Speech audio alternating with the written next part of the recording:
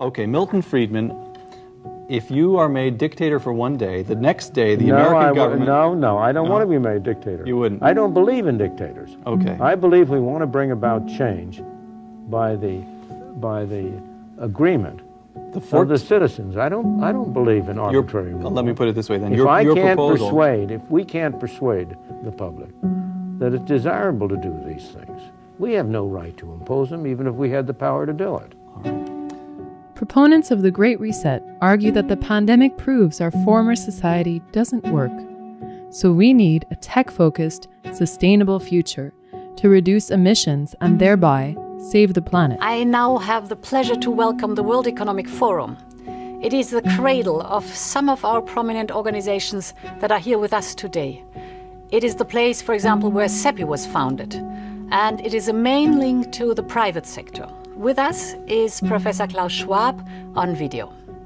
The World Economic Forum is now very much engaged into this initiative of shaping a great reset for the post-corona era. The Great Reset is a rebranded, tightened-up version of the UN decades-old Sustainable Development Agenda, also known as Agenda 21.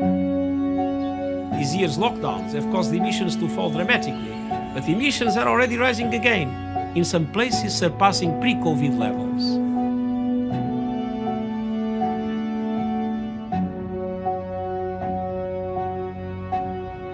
The same policies and ideas are contained in the Green New Deal, which was defeated in 2019 in the US Congress. People are dying. This is serious. Procedural vote on the long-shot Green New Deal resolution. That measure failed. On this vote, the yeas are 0, the nays are 57. It bears repeating. 6 months before SARS-CoV-2 was discovered by China, the UN and the World Economic Forum signed a strategic partnership specifically to advance the Sustainable Development Agenda, now known as the Great Reset. But under your leadership, Secretary General, we have together advanced another important milestone last year in establishing a strategic partnership framework between the United Nations and the World Economic Forum.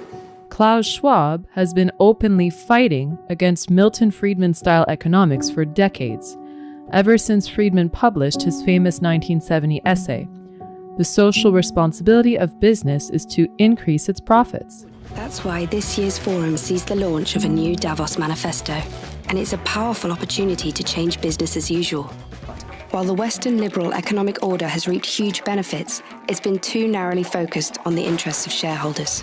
That's why the forum is pushing for stakeholder capitalism, a model where corporations are oriented to benefit not just shareholders, but all stakeholders: customers, suppliers, employees, local communities. And this isn't just some fantasy idea that only benefits consumers. It's got major buy-in from serious economists, the big four accounting firms, and the banking sector. Innovation historically has been the result of a collective effort. Schwab now predicts that the COVID-19 pandemic, which he says will last at least until 2022, will mark the final death knell of neoliberalism, which he defines as a corpus of ideas and policies favoring competition over solidarity, creative destruction over government intervention, and economic growth over social welfare. Others would describe neoliberalism as decentralized power and smaller government, and Schwab's preferred system as China under Xi Jinping. How long has Schwab known that a pandemic could be used to advance his ideals? We are coming out, thanks also to the leadership of China in terms of fighting the pandemic, in terms of reinvigorating its economy. We have now a window of opportunity to create this global reset which we all need. A while, if his publications and planning exercises are any indication. His book, COVID-19, The Great Reset, contains lengthy discourse on how pandemics are known agents for major societal shifts. He asks, why should COVID-19 be any different?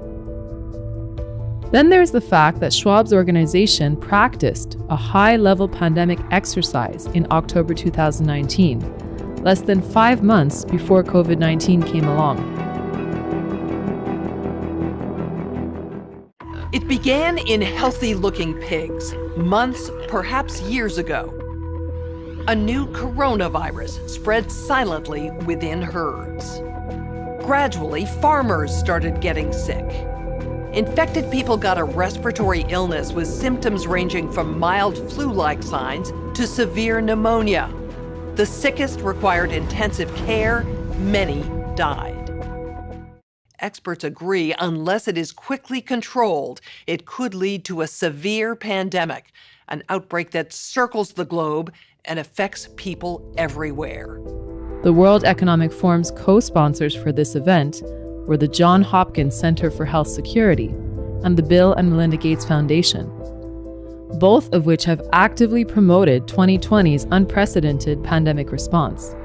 As Imperial College London's Neil Ferguson recently explained, lockdowns were not recommended by any government until Xi Jinping changed what was possible by proclaiming, "This worked for us in China." How have we managed to get in such a position that we basically have no idea how to get out of it?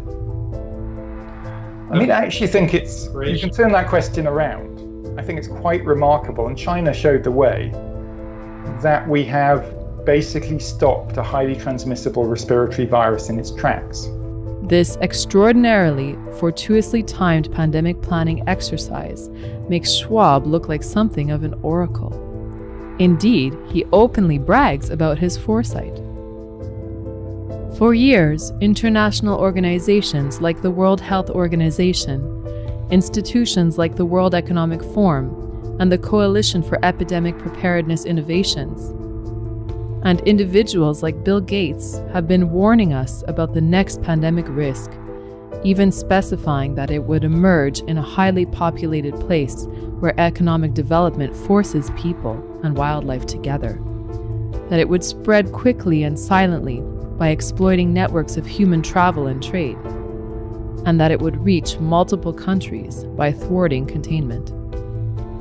In 2017, Anthony Fauci made a similar prediction. But also there will be a surprise outbreak, and I hope by the end of my relatively short presentation you will understand why history, the history of the last 32 years that I've been the director of NIAID, will tell the next administration that there's no doubt in anyone's mind that they will be faced with the challenges that their predecessors were faced with. Like Schwab, Fauci actively promotes lockdowns.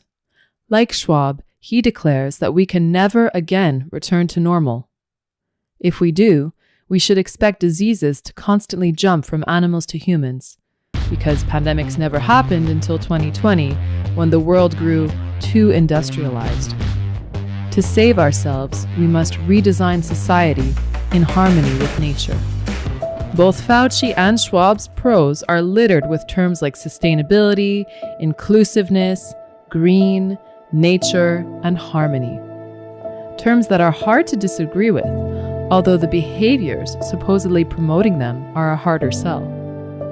Schwab reveals in his Great Reset book that our new germ-avoidant behaviors are seen as optimal to the environment.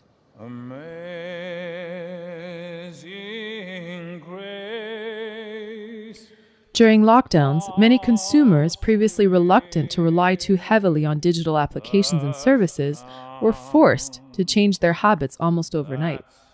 Many of the tech behaviors that we were forced to adopt during confinement will, through familiarity, become more natural.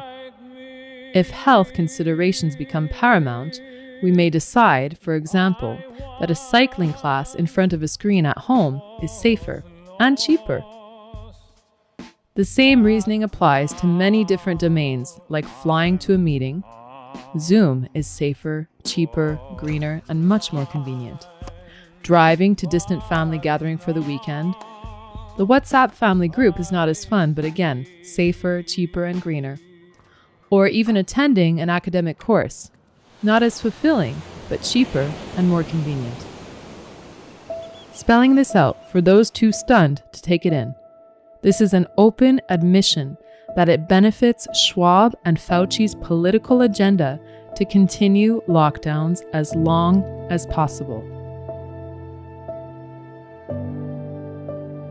The same people who sell interminable lockdowns by ignoring great science on pre-existing immunity, lack of asymptomatic spread, and flawed tests, believe the lockdowns are the perfect agent to usher in the changes they desire. And the time to act is now. Will they succeed? Is their behavior remotely justified?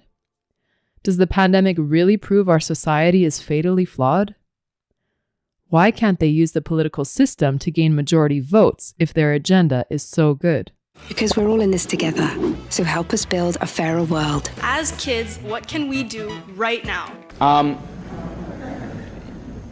Because it is not immediately easy to become in the wealthy class. There are certain parts of the system which make that virtually impossible for the real person. Now, I believe that this freedom too represents the belief in equality as opposed to liberty. And I wonder, is it possible to build a system based on this equality, which I believe that many people agree in, and would not be willing to sacrifice to the liberty of freedom from? Well, I'm not going to be able to give a full answer to your question because you've asked a very, very complex question, and so you're going to have to pardon me if I am a little dogmatic. But I only want to suggest that the statements I'm making are not without some thought and reason behind them. In my opinion, a society that aims for equality before liberty will end up with neither equality nor liberty.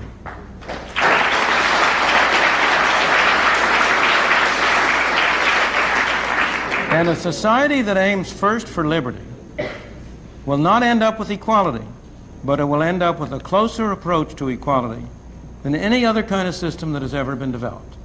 Now, that conclusion is based both on evidence from history, across history, and also, I believe, on reasoning which, if you try to follow through the implications of aiming first at equality, will become clear to you. You can only aim at equality by giving some people the right to take things from others.